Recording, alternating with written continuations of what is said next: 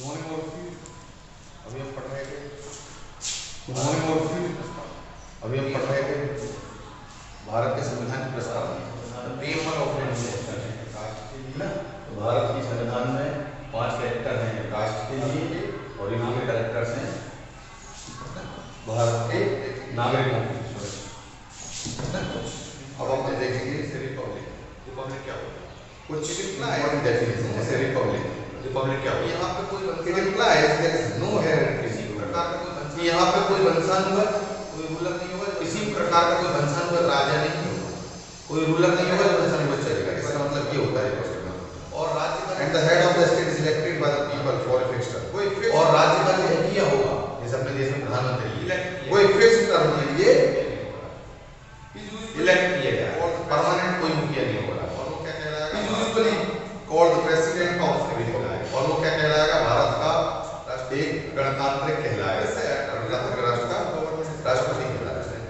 To say a republican form of government is government of representative by representative chosen by the people. A republican form of government is a government by representative chosen by the people. ऐसी सरकार जो है ना, ऐसी सरकार जो प्रतिनिधियों के द्वारा उसको बोलते हैं रिपब्लिकन गवर्नमेंट। लोगों के प्रतिनिधियों के द्वारा चुनी जाती है उसको बोलते हैं रिपब्लिकन गवर्नमेंट, है ना। जो पब्लिक के द्वारा लोगों के प्रतिनिधियों के द्वारा चुनी जाए उसको Republic government. So the commencement of the constitution on 26 January 1953, India ceased to be a dominion and no owed any allegiance to the crown, है ना।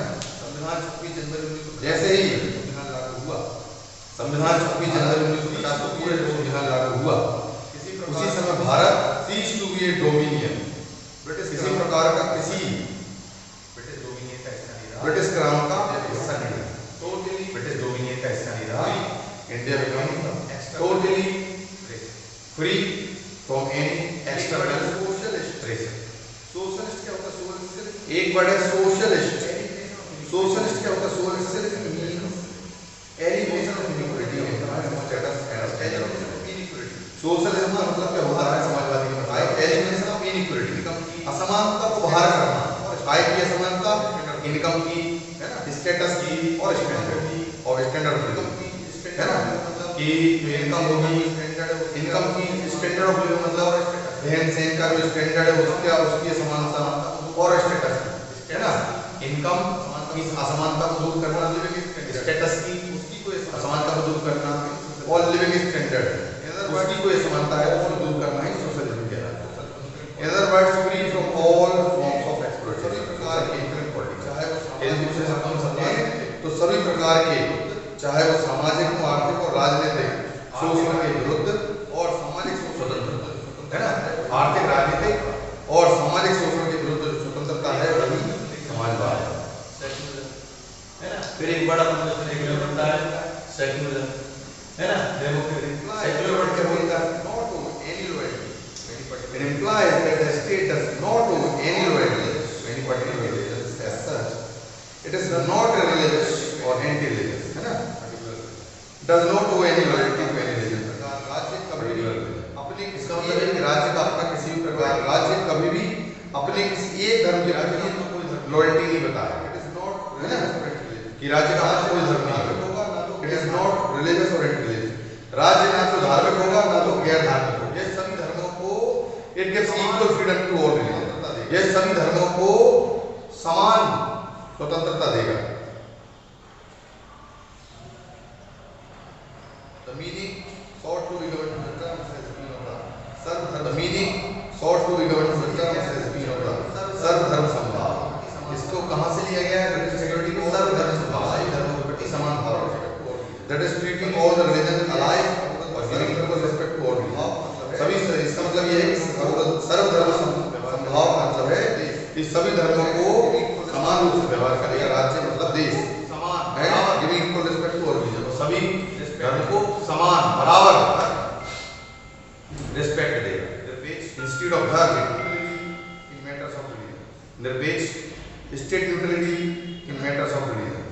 जबकि धर्मनिरपेक्ष में क्या होता है ना, ये रिलीजन के मैटर में, जबकि धर्मनिरपेक्ष में क्या होता है, लेकिन अपने ये रिलीजन के मैटर में स्टेट न्यूट्रल होता है, वो लेकिन अपने यहाँ इक्वल सेक्युलरिटी है वो कैसी है?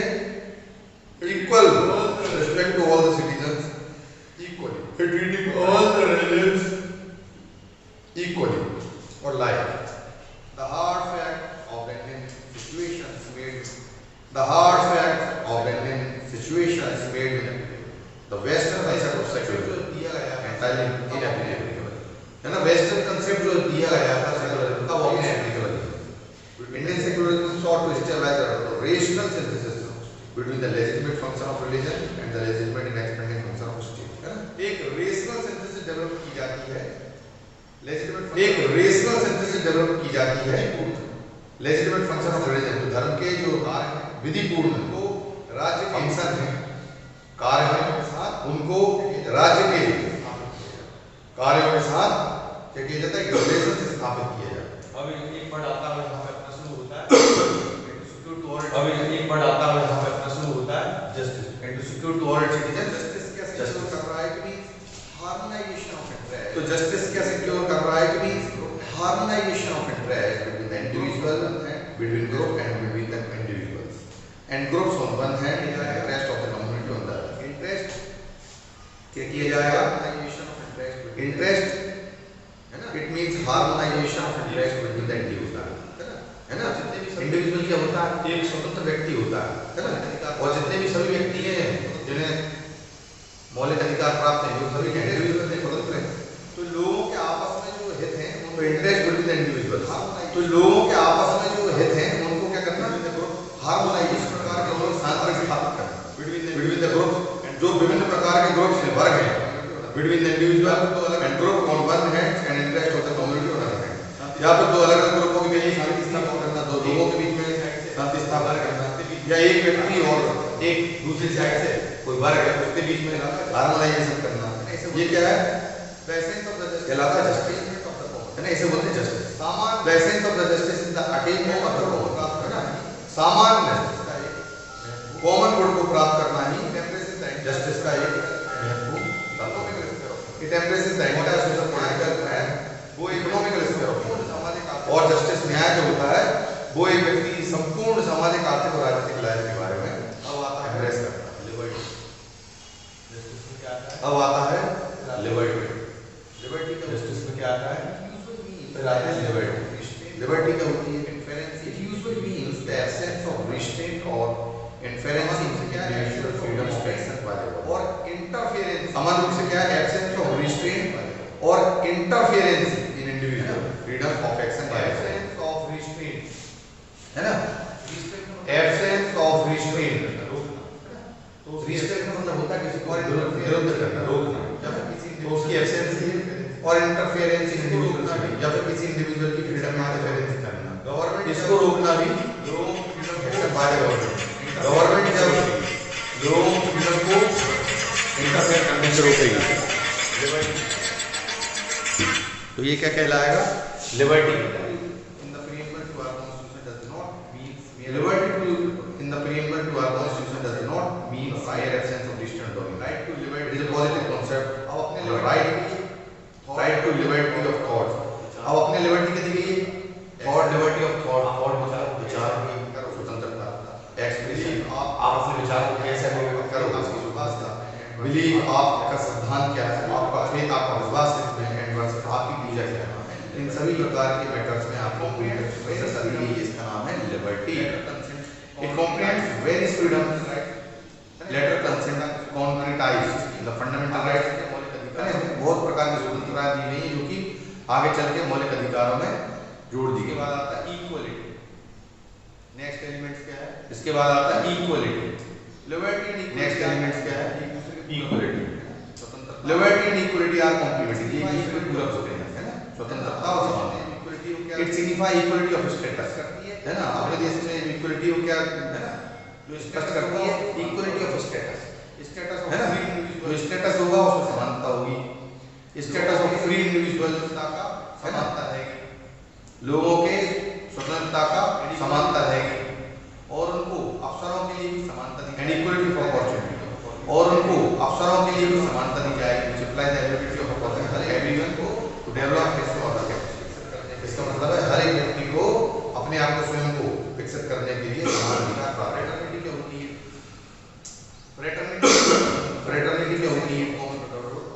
फ्रेटर्निटी मतलब होता है बंधुता, it means a sense of common brotherhood of all the Indians. सभी भारतीय नागरिकों का एक दूसरे के प्रति समान बंधुता रखना है, कॉमन ब्रदरहुड, भाईचारा ऑफ इंडियंस, अभी लोग वन पीपल, जैसे कि परिवार का हिस्सा लोग, भारतीय लोग एक ही परिवार का हिस्सा है। यह वो सिद्धांत प्रिंसिपल यूनिटी एंड सॉलिडरिटी, यह वो सिद्धांत है जो क्या देता है एकता और सामाजिक लाइफ में सॉलिडरिटी, शांति की बहुत प्रेरणा देता है। डिफिकल्ट थिंग्स टू अचीव, लेकिन ये बहुत ही महत्वपूर्ण मुश्किल है इसको प्राप्त करना। The ideas of justice, liberty and equity are widely meaningful, है ना। आइडिया ऑफ जस्टिस, जस्टिस का जो आइडिया है, liberty and equity, the idea of justice है, सुसंगत है, meaningful, liberty and equity are relevant, वो क्या है, सुसंगत है and meaningful, promote a common feeling of only as much as the जब तक कि ये promote a common feeling of brotherhood, जब तक कि ये समान बंधुता को प्रमोट करें। There is also an international structure एक अंतरराष्ट्रीय फ्रेटर्निटी, भाईचारे को बढ़ाने के लिए एक अंतरराष्ट्रीय यूनिवर्सल ब्रदरहुड डेवलप किया गया है। The ancient Indian ideals of वसुधैव फ्रेटर्निटी के लिए उन्होंने संपूर्ण भारत क्या है, थीम को लिया है जो अपने देश की है, जब बोलते हैं वसुधैव कुटुंबकम, संपूर्ण भारत क्या है, एक परिवार है ना, और हम सभी उसके सदस्य हैं। वो एक of the entire world being a family, है ना, संपूर्ण विश्व जो है वो एक परिवार है। Unity and integrity of the nation, last में आता है element unity and integrity of the nation.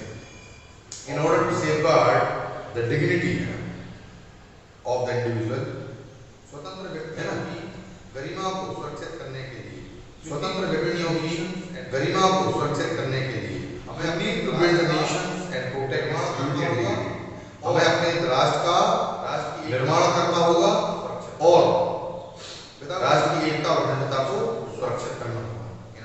Without the unity and integrity of the nation we do not say आगे सामाजिक एफर्ट्स एट सोशियो-इकोनॉमिक डेवलपमेंट, विकास, हम अपने आर्थिक, सामाजिक और राजनीतिक अखंडता को विकास सुरक्षित किए नहीं, बिना एकता और अखंडता को it would not hope to सुरक्षित किए नहीं प्राप्त कर सकते, and could not hope to preserve either democracy or independence of country, है ना। unity and integrity of the nation, और ना ही अपने राष्ट्र की डेमोक्रेसी, यूनिटी और इंटीग्रिटी ऑफ द नेशंस के बिना तो अपन अपने राष्ट्र की डेमोक्रेसी को भी बनाए अवादाई elements, utility of preamble, preamble का अवादाई elements, utility of preamble, preamble का क्या है, सोर्स ऑफ कॉन्स्टिट्यूशन, उपयोगिता क्या है, बताता इट है indicates the source of constitution.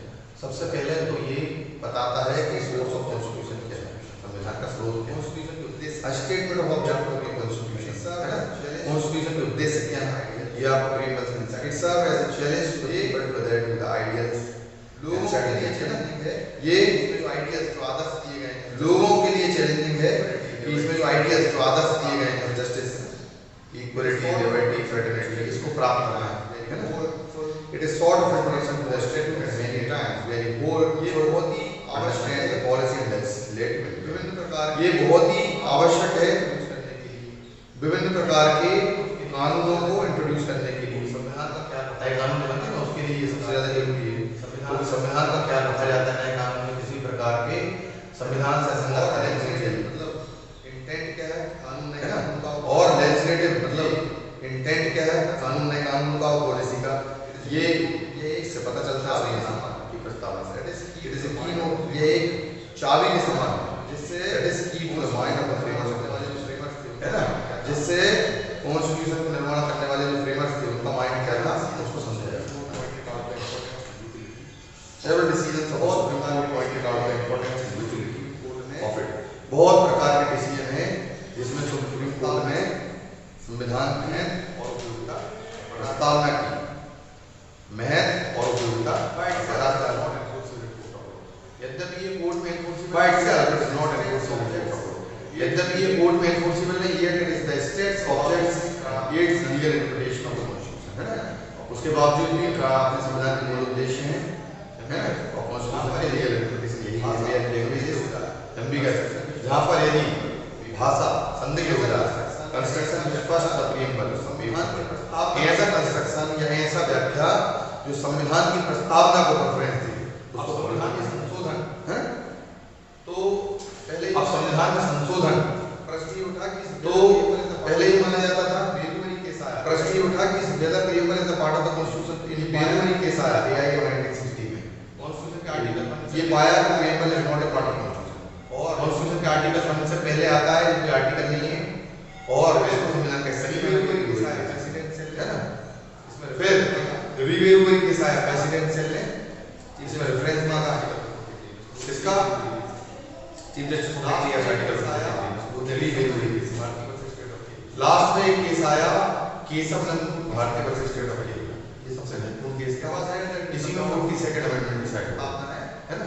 It was side that is the part of constitution, मतलब ये प्रस्तावना है संविधान का हिस्सा है, and constitution should be interpreted by the light of God and over vision vision के बीच में, और संविधान को पढ़ा जाना चाहिए उन विजन के बीच में जो संविधान की प्रस्तावना दिया गया है ना, उसका हिस्सा है, और उसमें जो विजन दिया गया है उसको ध्यान में रखकर संविधान को पढ़ा, उद्देश्य दिए गए हैं, उन्हीं उद्देश्य को ध्यान में रखते हुए संविधान को पढ़ा जाना चाहिए और उसकी व्याख्या की जानी चाहिए।